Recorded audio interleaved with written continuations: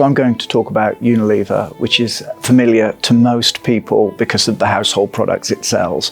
Things like Hellmann's mayonnaise, Persil detergent, and Dove soap. I think the interesting thing about them is when we in the UK picture their products, we picture them on the shelves in Tesco or Asda. But in reality, the bulk of their volume is sold to low-income consumers in developing markets, where it's sold in small serve, single sachets, things like individual stock cubes or small soap bars. And the really interesting thing is that those products are sold on higher margins than the ones we see on the shelves at Tesco.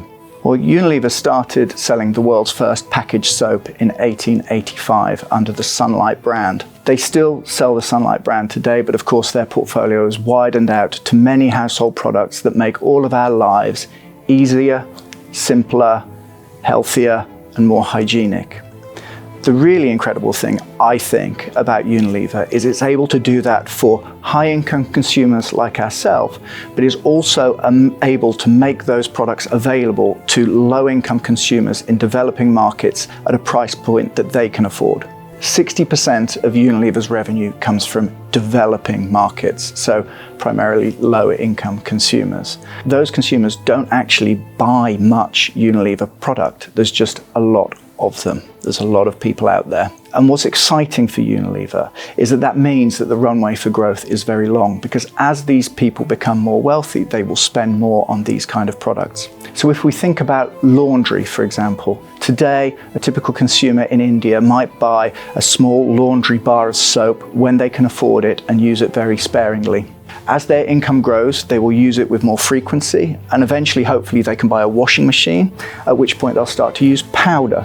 And then over time, they'll use liquid, and then they'll use tablets. And so you can see that through time, the frequency of use and the price point of the product that they use is going to grow. And so we think that that means that the runway for growth for Unilever's developed market business is very long, and it extends over decades.